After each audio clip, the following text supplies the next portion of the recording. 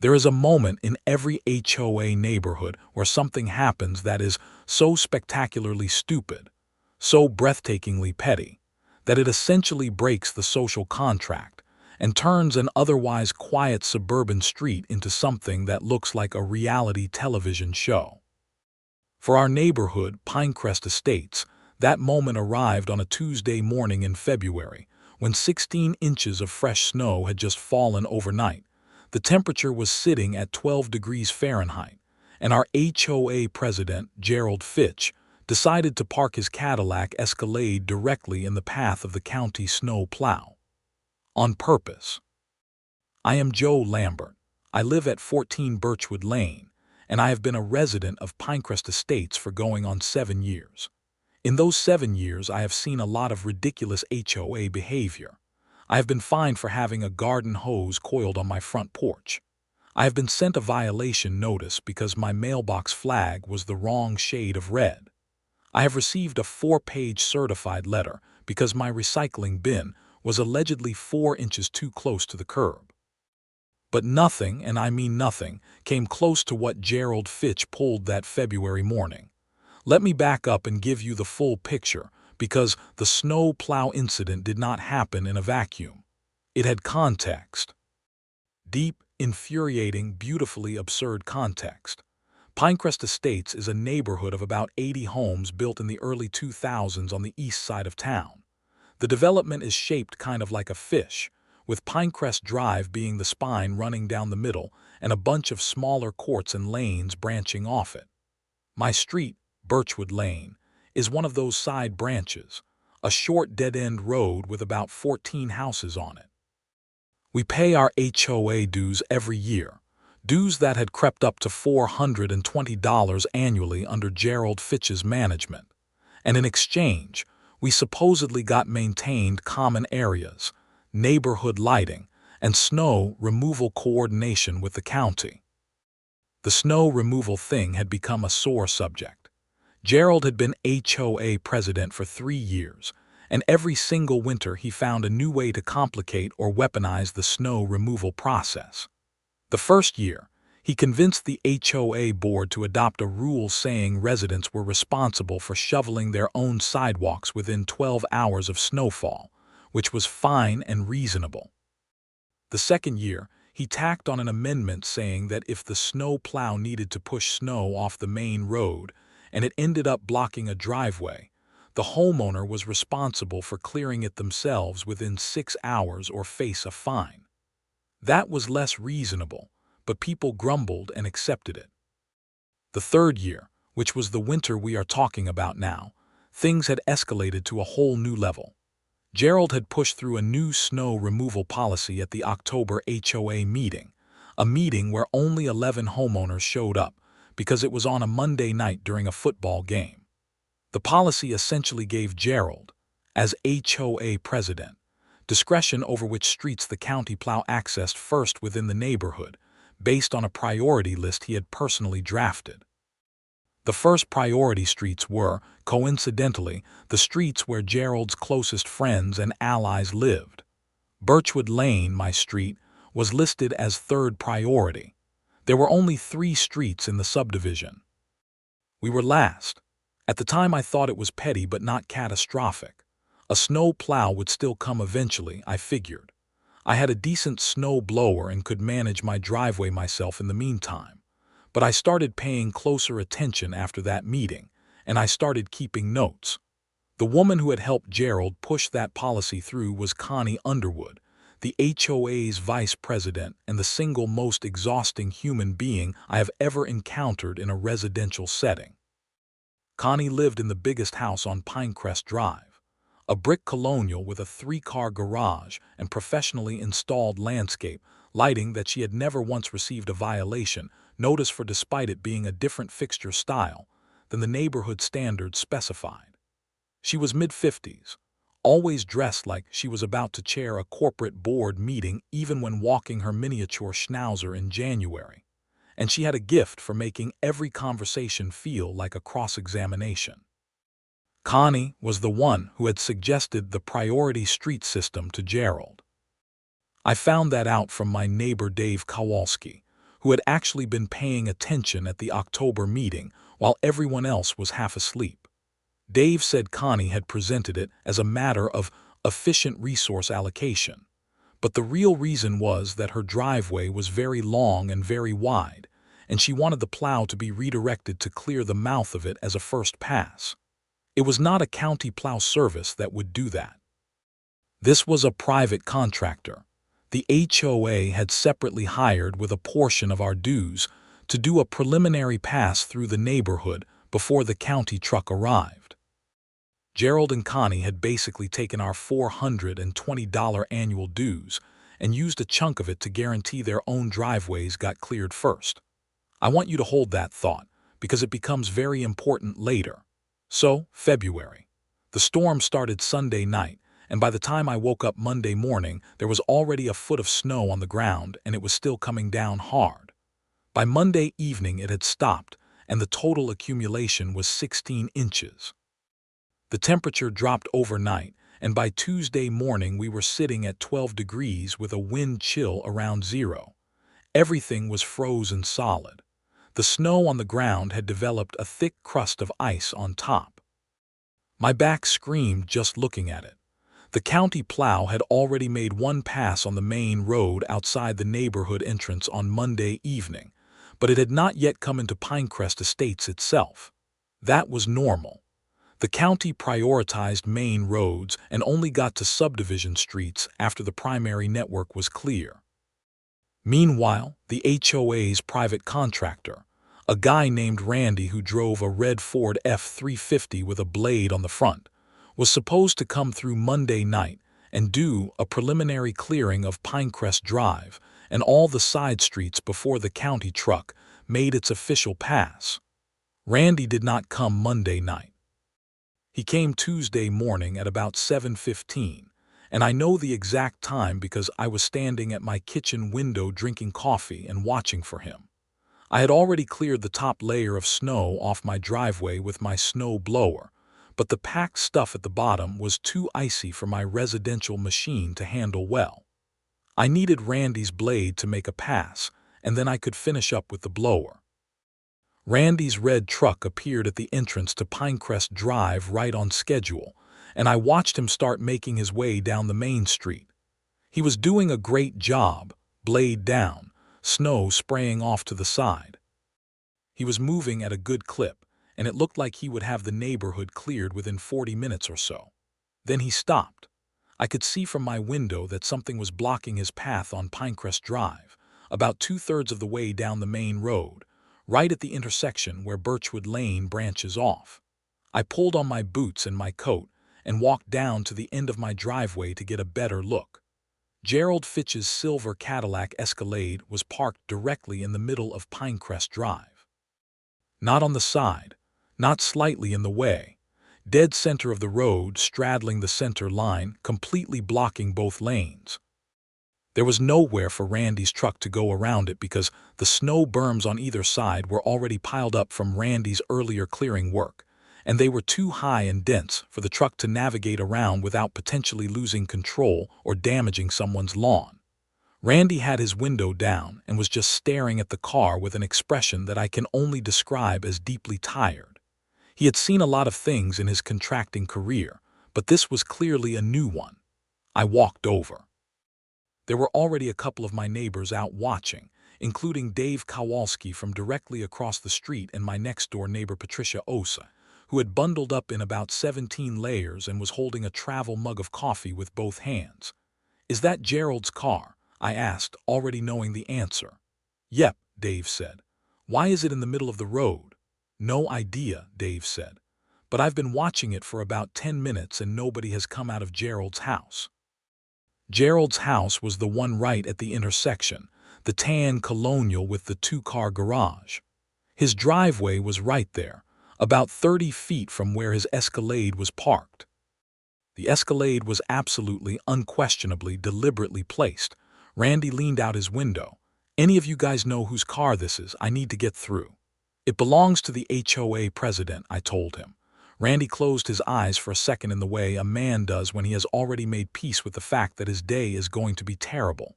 "Okay, "Is the HOA president available?" I pulled out my phone and called Gerald's number. It rang 4 times and went to voicemail. I left a message. Dave tried texting him. Patricia actually walked up Gerald's driveway, rang his doorbell, and knocked loudly. No answer. Now here is the thing about Gerald's house. The lights were on inside. I could see them. The front windows showed light behind the curtains. His other vehicle, a dark blue pickup truck, was in the driveway. Gerald was home. He was just not answering.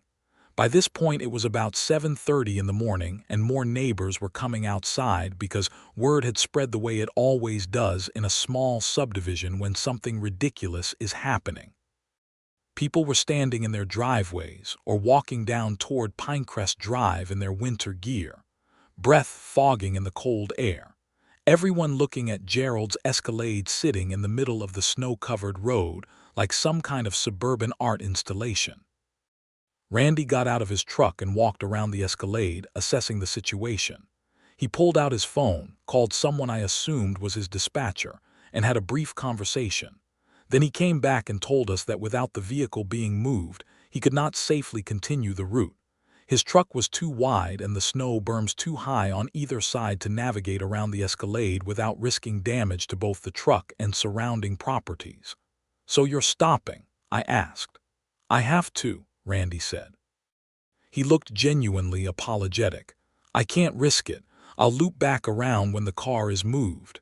And just like that, Randy turned his truck around and left. There was a moment of complete silence in the neighborhood, broken only by the wind and the sound of someone's weather vane spinning somewhere nearby. Then Dave Kowalski said very calmly, "He just blocked the snow plow." "He blocked the snow plow," I confirmed. And then the neighborhood went absolutely crazy. I mean that in the most accurate possible sense. People who normally communicated exclusively through passive-aggressive notes on the community Facebook group suddenly had a lot to say out loud, in person, in the freezing cold. There was Lisa Brennan from Oakwood Court who had 2 kids she needed to get to school and now could not get her minivan out because the road was not cleared, and her driveway ended at an unplowed intersection. There was Mike Torregrossa from the end of Birchwood Lane who drove a school bus for a living and was now potentially late for his route because the subdivision roads were undrivable.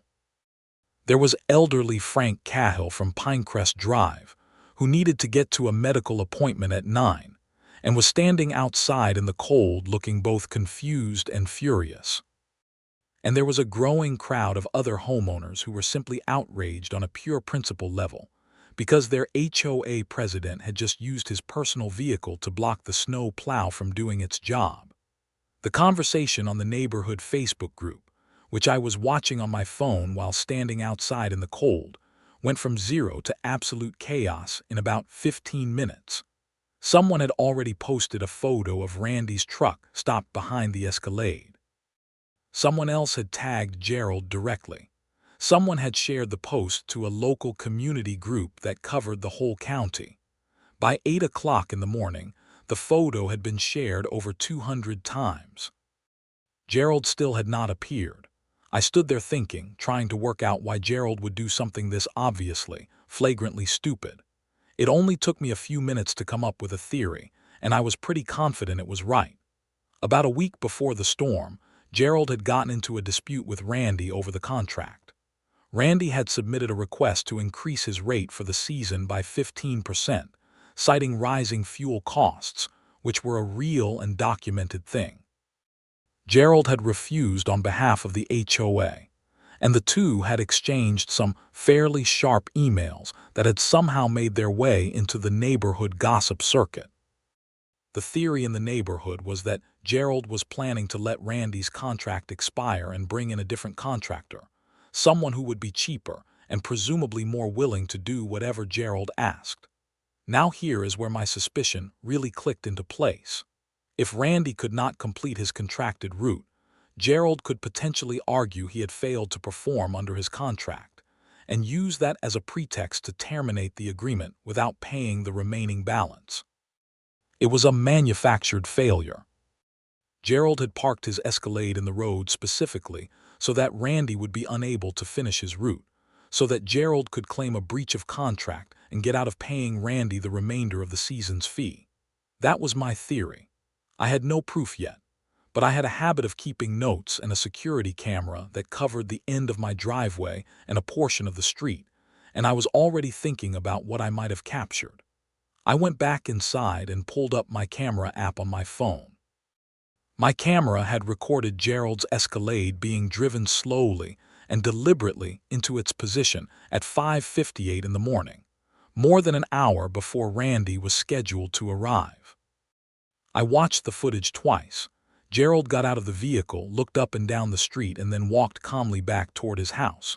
There was zero ambiguity. He parked it there on purpose. Now I had proof. I shared the footage clip with Dave Kowalski and Patricia Osei first, privately via text. Both of them watched it and immediately understood what they were looking at. Dave sent back a single word. Wow. Patricia sent back 3 crying laughing emojis followed by an actual crying emoji. Meanwhile, the situation outside was deteriorating in a very literal winter weather sense. It was still 12 degrees and the roads were icy. Mike Torregrossa had called his school bus dispatcher and arranged for someone else to cover his route, which was going to cost him a day's pay. Lisa Brennan had called the school and arranged for her kids to stay home, which meant she had to call her employer and explain she could not come in. Frank Cahill had called a neighbor on the other side of the neighborhood to come pick him up through the main entrance, which was still accessible from the county road, so he could make his appointment. The county snow plow, which had been expected to come through Pinecrest Estates sometime mid-morning, also could not get in because Gerald's Escalade was blocking Pinecrest Drive, which was the only through road in the subdivision. The county truck driver, a weathered man named Bill who I spoke to briefly when he stopped at the entrance, radioed it in as a blocked road and said he would have to put the neighborhood at the bottom of his list and come back when it was clear. So now we had the private contractor blocked, the county plow blocked, and 16 inches of crusted snow on the ground with ice underneath, and about 80 families who could not safely leave or enter the neighborhood. At 8:45, I decided to call the non-emergency police line and report the vehicle as blocking a right-of-way. I explained the situation calmly and specifically, mentioned that the vehicle was obstructing both a private contractor and a county public works vehicle, and gave them the license plate number, which I had gotten from my camera footage. The dispatcher said she would send someone out when available. Around 9:15, Gerald's front door finally opened. I was still outside, because at this point wild horses could not have dragged me back inside. The crowd on the street had thinned slightly because of the cold, but there were still maybe a dozen neighbors visible, including Dave Kowalski, who seemed to have dressed in full expedition gear for the occasion, layered up like he was planning to summit a mountain. Gerald came out wearing a heavy North Face parka and boots, and he had the expression of a man who had decided he was going to perform calm authority. He walked down his driveway at a measured pace, looked at the crowd and said in a loud, carrying voice, "Good morning, everyone. Is there an issue?" There was a half-second of stunned silence. Then everyone started talking at once. Gerald held up both hands in the universal gesture of trying to control a crowd. "One at a time, please. This is still a residential community and I expect everyone to maintain decorum." Dave Kowalski, who was normally one of the more mild-mannered people on the street, stepped forward. "Gerald, you parked your car in the middle of the road and blocked the snow plow. 11 hours after a 16-inch snowstorm, at 12 degrees. What is going on?" Gerald nodded slowly, like he was hearing this for the first time and processing it thoughtfully. The vehicle was placed there temporarily as a precautionary measure. "A precautionary measure," Dave repeated. "Yes." There was a concern about the contractor's equipment speed and trajectory at that section of the road, which runs close to several mailboxes and one resident's decorative stone wall. I was protecting community property. There were approximately 6 people who all started to respond to this at the same time, and I let them because I was busy on my phone. I had just sent the camera footage to myself via email, uploaded it to Google Drive, and shared the link with Dave and Patricia again as backup. I also texted it to my neighbor Helen Vasquez, who happened to be a paralegal and who I had texted earlier about the situation. Helen responded in about 40 seconds with, "Oh, that man is in trouble." "Gerald," I said, stepping forward when the initial wave of responses had settled. "I have camera footage of you driving your vehicle into that position at 5:58 this morning, over an hour before Randy was scheduled to arrive, and walking back to your house. There was no emergency. There was no precautionary measure. You placed it there deliberately." The performed calm on Gerald's face flickered for just a moment.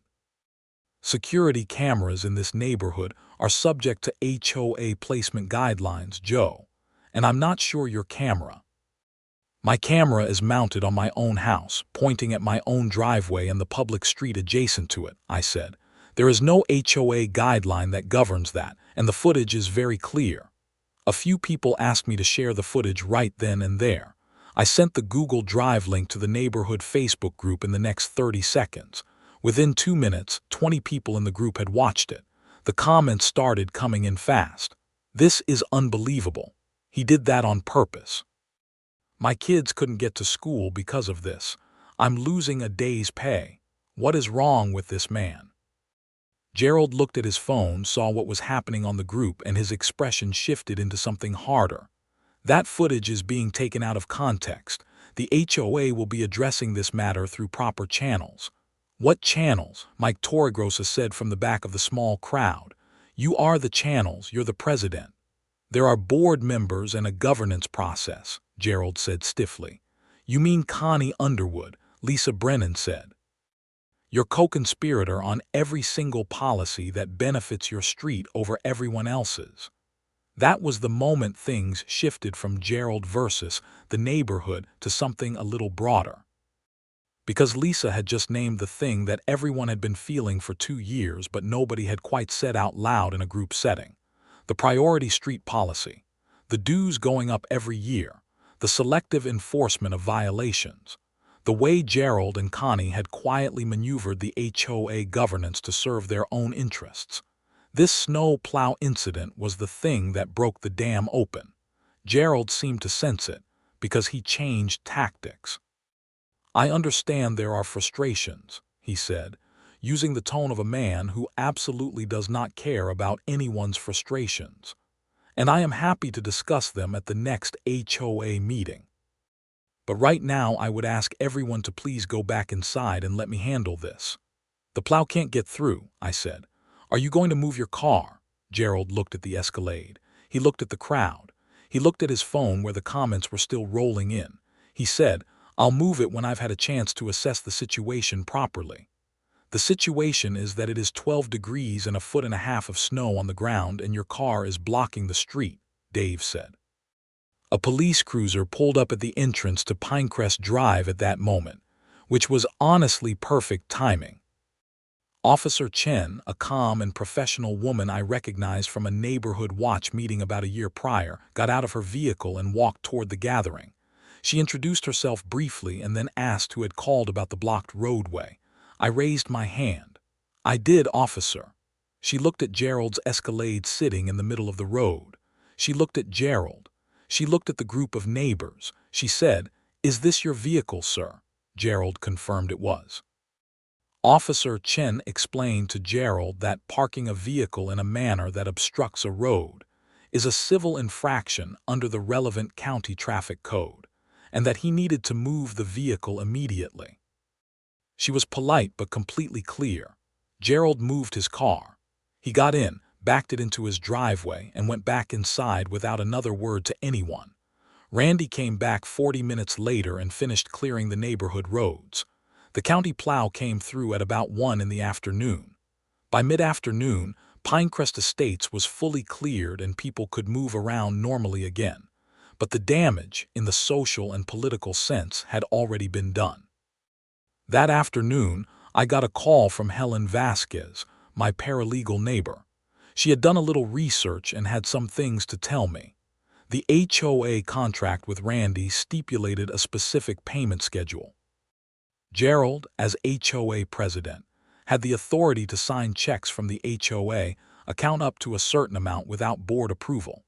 Helen had pulled the HOA's most recently filed financial disclosure, which they were required to make available to homeowners upon request, and she had noticed some interesting things. Over the past 3 years, the HOA's operating account had seen a pattern of payments to a vendor listed only as PEC Management Services. The payments had increased every year. In the most recent fiscal year, PEC Management Services had received $11,000 from the HOA account, authorized by Gerald's signature. Helen could not find any record of PEC Management Services in the state business registry. That was a problem. I asked Helen what she thought it meant. She said she could not say for certain without more investigation, but that payments to an unregistered entity from a homeowner association account, authorized solely by the president, could potentially constitute misuse of HOA funds. She strongly recommended I get a copy of the full financial records through a formal homeowner records request, which I was legally entitled to make under state HOA law. I submitted the formal written request that evening by certified mail and email. The following morning, I posted on the neighborhood Facebook group, keeping it factual and calm. I explained that I had submitted a formal records request for the HOA's financial documents. I encouraged other homeowners to review the HOA governing documents, which were technically available on the community portal, although they were buried under 17 layers of menus and had not been updated in over a year. I did not make any accusations. I just presented the information and asked questions. Connie Underwood responded within the hour. I had been wondering when she would show up, and here she was. Her response was lengthy, and, as her responses always were, masterfully constructed to sound like reasonable concern, while actually being a thinly veiled threat. She wrote that she was deeply troubled by what she called a pattern of harassment and bad faith conduct directed at HOA leadership. She noted that the HOA governing documents contained a provision allowing the board to levy fines against homeowners who engaged in conduct detrimental to the community, and that she wanted to remind all residents of that provision. She also wrote that the security camera footage I had shared was being reviewed by HOA legal counsel regarding potential privacy violations. This was pure intimidation and had essentially zero legal basis, but it was effective with some people. A few neighbors who had been engaged and outraged the day before went quiet after Connie's post. I was not quiet. I responded with 3 things. First, I cited the specific state statute under which homeowners have an unambiguous right to record activity on public roads visible from their property. Second, I noted that the HOA's conduct detrimental to the community provision, which I had now read in full, explicitly required a written warning before any fine could be levied, and that I had received no such warning. Third, I wrote that I would be attending the next HOA board meeting and expected a full financial accounting to be presented at that time. Helen Vasquez liked my post within about 10 seconds of it going up. Several other neighbors chimed in to say they would be at the meeting too. The HOA board meeting was the following Thursday. These meetings were normally held in Gerald's living room with maybe 6 people attending, half of whom were Gerald and Connie. This Thursday, 37 homeowners showed up, which was nearly half the neighborhood. They were crowded into Gerald's living room and spilling into the hallway and the dining room. Gerald and Connie sat at the folding table they used as a meeting table, and they both looked like people who had been hoping for a much smaller audience. I sat in the front row. Dave Kowalski was next to me. Helen Vasquez was on my other side, notepad in hand. Mike Torregrossa was right behind me. The room was warm and a little tense, in the way that rooms get when a lot of people who are normally polite have decided to stop being polite. Gerald opened the meeting with the usual procedural stuff, reading the agenda, approving the minutes from the last meeting. He was trying very hard to make this feel like a normal, routine HOA meeting, and approximately no one in the room was cooperating with that framing. When he opened the floor for old business, I raised my hand. Gerald acknowledged me with the air of a man accepting an unpleasant but necessary task. I stood up and calmly presented three things. The first was the camera footage of Gerald deliberately blocking the street, which I connected to Gerald's laptop at his own meeting, and played on the living room television that Gerald used as a presentation screen. Watching 37 of your neighbors watch a video of you doing something indefensible in your own living room is, I imagine, an uncomfortable experience. Gerald's expression during the playback was something I will always remember. The second thing I presented was the documentary evidence of the PEC management services, payments I had found in the HOA financial records, which Gerald had been legally required to produce after my formal request. $11,000 over the most recent fiscal year, no listing in the state business registry, no contract on file with the HOA records.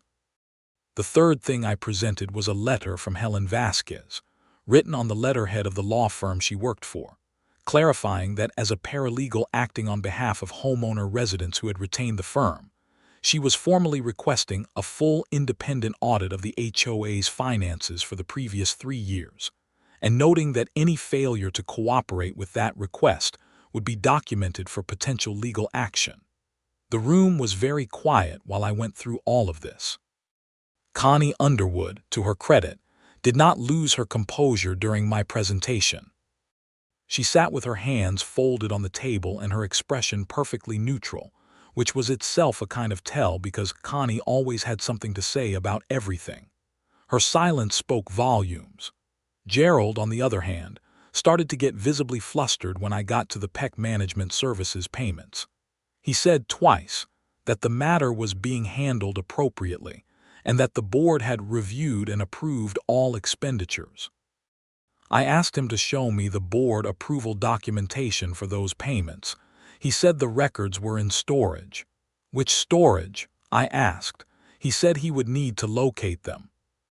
According to the HOA governing documents, board meeting minutes and financial authorizations are required to be retained and available for review, I said.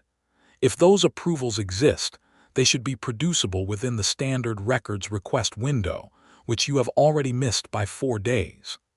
Helen nodded from beside me, which was very satisfying. One of the other board members, a quiet man named Tom Priestley, who I had always vaguely felt was a decent person trapped in an indecent governance structure, raised his own hand. He said that he had never seen a motion to approve payments to PEC management services come before the board, and that he had voted on every motion in the past 3 years. He said he would like to know what PEC management services was and why it was receiving HOA funds. Gerald looked at Tom with an expression that could only be described as betrayal. Connie finally spoke. She said, in her most carefully modulated voice, that she was confident everything would be explained satisfactorily, and that she wanted to remind everyone that the HOA board operated in the best interests of the whole community and had always done so. She said she was sure the PEC question was simply a bookkeeping matter and would be resolved at the next meeting. I said I was sure it would be resolved before then, given the legal letter that had just been formally presented. The meeting ended without resolution on the financial question, but with a vote, carried by the floor over Gerald and Connie's objections, to suspend Gerald signing authority on the HOA account pending the audit. Tom Priestley and the other 2 board members voted with the homeowners. Gerald was outvoted on his own board. The audit happened over the next 3 weeks, conducted by an independent CPA hired by the HOA under the emergency authorization that Tom Priestley's board, now effectively running things, put in place. The results were exactly as bad as I had suspected, and then a little worse. PEC Management Services turned out to be a vendor that existed only on paper, with a bank account linked to Gerald Fitch. He had been paying himself $11,000 a year from HOA funds, describing it in internal documentation as a management consulting retainer, which the board had never approved, and of which there was no legitimate contract. Over 3 years, he had taken $31,000 from the homeowners of Pinecrest Estates. He had also been billing the HOA for repairs and maintenance on his own personal vehicle under the guise of community vehicle maintenance, which was not even a thing the HOA had a vehicle for. And he had approved a one-time payment of $2,000 to a landscaping company that, on further inspection, was owned by his brother-in-law and had done no documented work in the community. This was not a bookkeeping error. This was fraud. The CPA's report went to the HOA's attorney, who reviewed it and then contacted Gerald directly. Gerald retained his own attorney. Over the following 2 weeks, there were conversations happening at a legal level that I was not party to, but Helen kept me reasonably informed through the firm. On a cold morning about a month after the snow plow incident, 2 county sheriff's deputies showed up at Gerald Fitch's house and arrested him on charges of misappropriation of funds and fraud. The charges were serious. Gerald was released on bail, but the legal process was well underway. Connie Underwood was not charged with anything related to the financial fraud because there was no evidence she had been directly involved in or knowledgeable about the PEC scheme. Gerald had run that one solo. But the audit also revealed that the priority street policy and the related allocation of contractor resources had resulted in financial benefits to specific homeowners through selective use of dues money, and the HOA's attorney recommended that the board formally rescind the priority policy and issue credits to affected homeowners. Connie had been deeply involved in creating that policy, and she knew it. She resigned from the HOA board 2 days before Gerald's arrest, citing personal reasons and a desire to spend more time with family.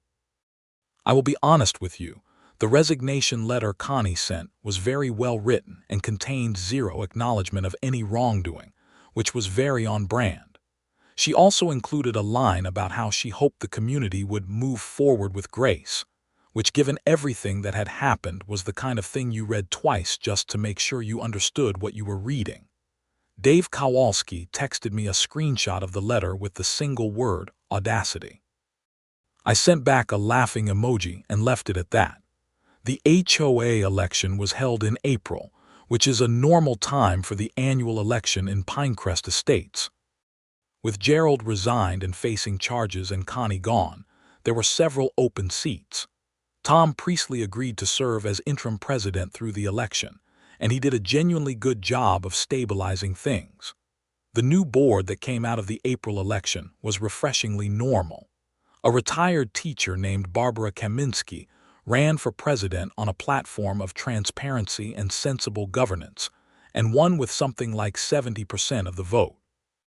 A young engineer named Carlos Rivera, who had moved in 2 years ago, and had been furious about HOA matters from approximately day one, also joined the board and immediately started pushing for digitized records and regular public financial reports.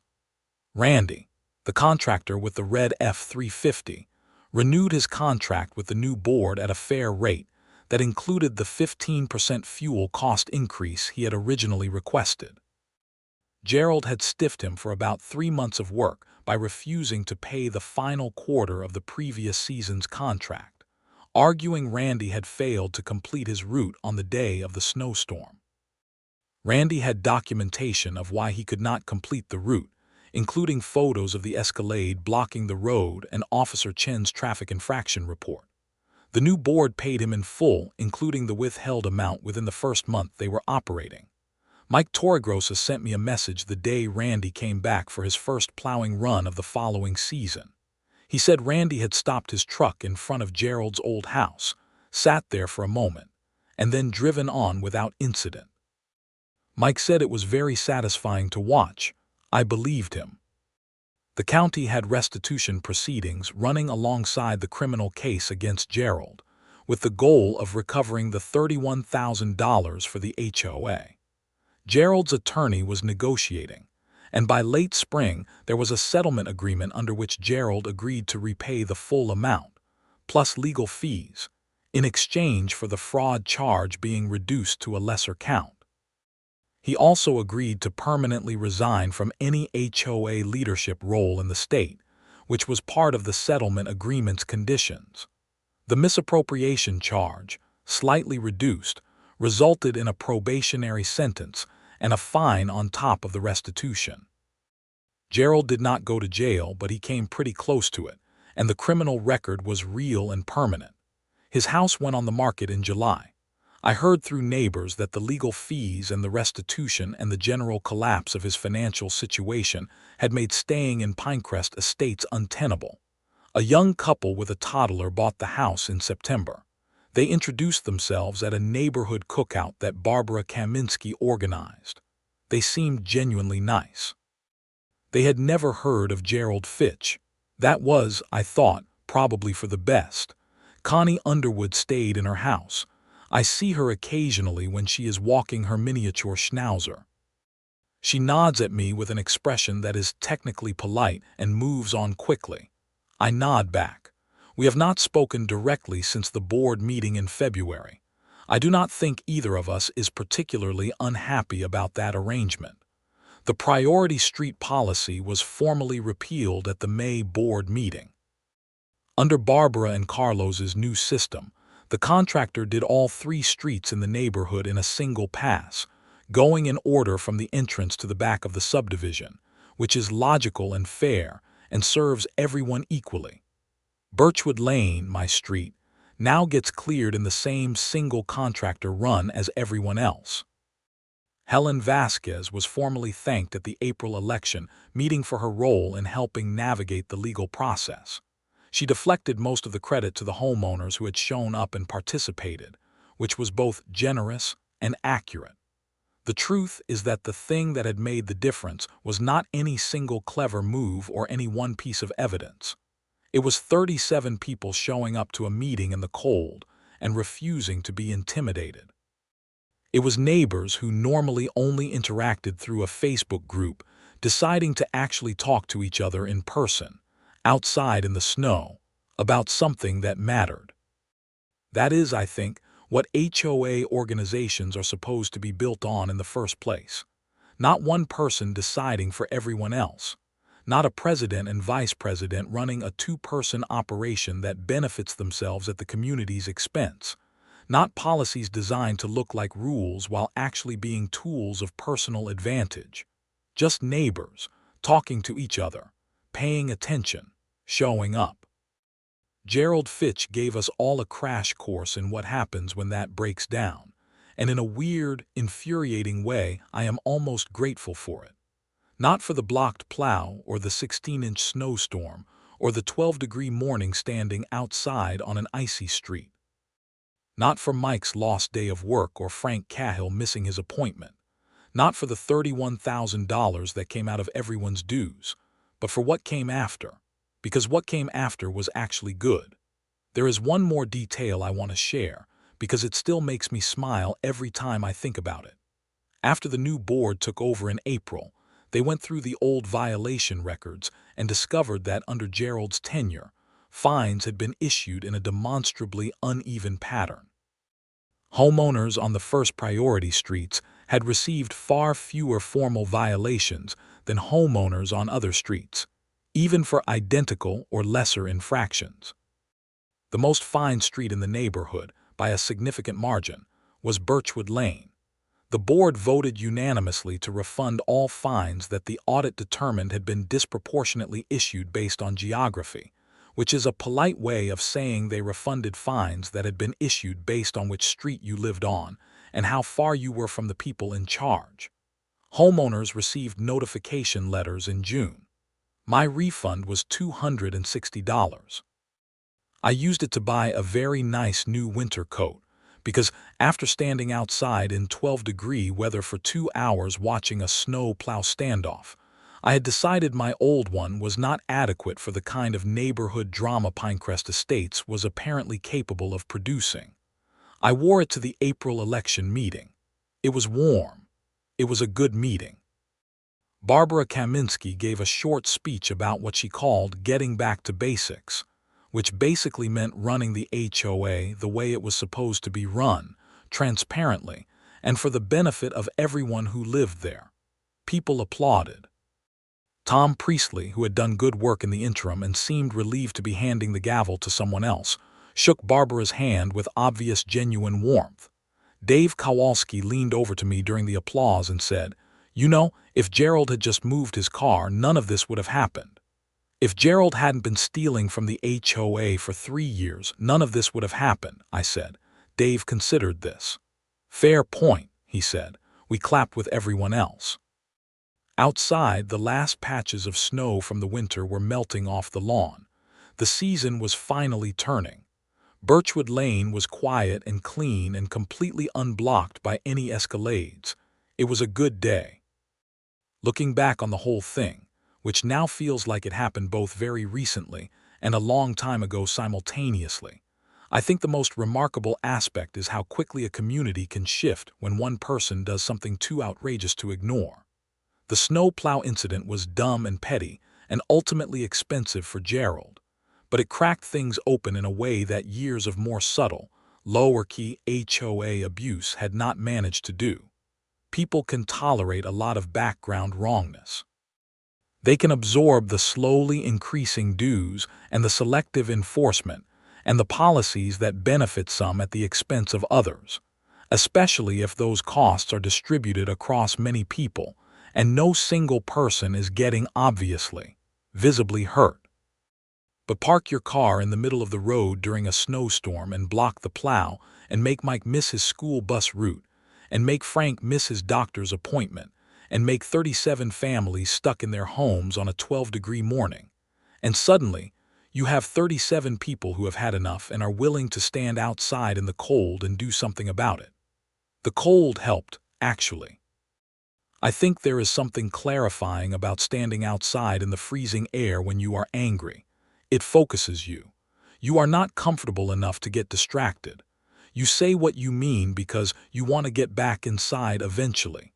Gerald, ironically, was probably very comfortable in his well-heated house while all of this was happening. And that comfort, that willingness to let everyone else deal with the consequences of his choices while he stayed warm and waited it out, was the most accurate representation of how he had been running the HOA for 3 years. Insulated from consequences, isolated from accountability, right up until the moment when he wasn't. I think about the camera footage sometimes. 5:58 in the morning, Gerald driving his big silver Escalade into the middle of the road, stopping, getting out, looking both ways down the empty, snow-covered street, and walking back toward his house. The deliberateness of it. He thought he was being clever. He thought he had constructed a situation where he could claim innocence and blame Randy for failing to complete the route. He had no idea there was a camera on the end of my driveway. He had no idea that the footage would be watched by thousands of people when it got shared on the local community group. He had no idea that it would trigger a financial records request, which would trigger an audit, which would uncover $31,000 in fraudulent payments, which would result in criminal charges. He thought he was managing a minor contractor dispute. He cracked the whole thing open instead. I have been asked by a few people in the neighborhood whether I feel bad for Gerald. The honest answer is that I feel nothing particular toward him. He made choices. The choices had consequences. He is dealing with those consequences. That is how it is supposed to work. I do feel genuinely sorry for the time and energy and dues money that residents had wasted under his management, and I feel sorry that the Pinecrest Estates community had to go through the disruption of a criminal investigation and a leadership crisis. That part was not fun and affected real people in real ways, but the outcome was good. The community came out of it more engaged, better organized, and with governance structures that were actually transparent. The new board posts its meeting minutes online within a week of every meeting. Financial reports go out quarterly. The violation process has clear written standards that apply uniformly to every street. Randy's truck comes through after every significant snow event and does the whole neighborhood in one clean pass. My mailbox flag is still the wrong shade of red, by the way. Nobody has said a word about it. I bought a new one in the correct color during the summer, just because I wanted to, not because I was being told to. There is a meaningful difference between those two things, and living in a neighborhood where that difference is respected is, it turns out, quite nice. Frank Cahill stopped me in my driveway last November, a few weeks before the first snow of the new season. He was out walking and just came over to chat for a few minutes. He said he wanted to thank me for what I had done in February. I told him honestly that I had not done that much, that plenty of other people had done more, that Helen Vasquez had done more, that Tom Priestley had done more, that the 37 people who showed up to that meeting had done more than anything I had personally contributed. Frank shook his head and said, "You showed up first. That morning in the cold. You walked down there and you made the call and you shared the video. Someone had to go first." I did not have a particularly good response to that, so I just thanked him and said I was glad it worked out. He nodded and went on with his walk, bundled up in a big coat against the November chill, moving carefully on the slightly frosted sidewalk, looking like a man who is glad he lives where he lives. I watched him go and then I went back inside and made more coffee. The season was coming again. The snow would come eventually, as it always does. And this time, I was pretty confident the plow would make it all the way through without incident, which is really all anyone wants, just the plow doing its job. The roads getting cleared, everybody getting to where they need to go. It should never have been complicated. Gerald made it complicated, and then the neighborhood fixed it. That's the whole story.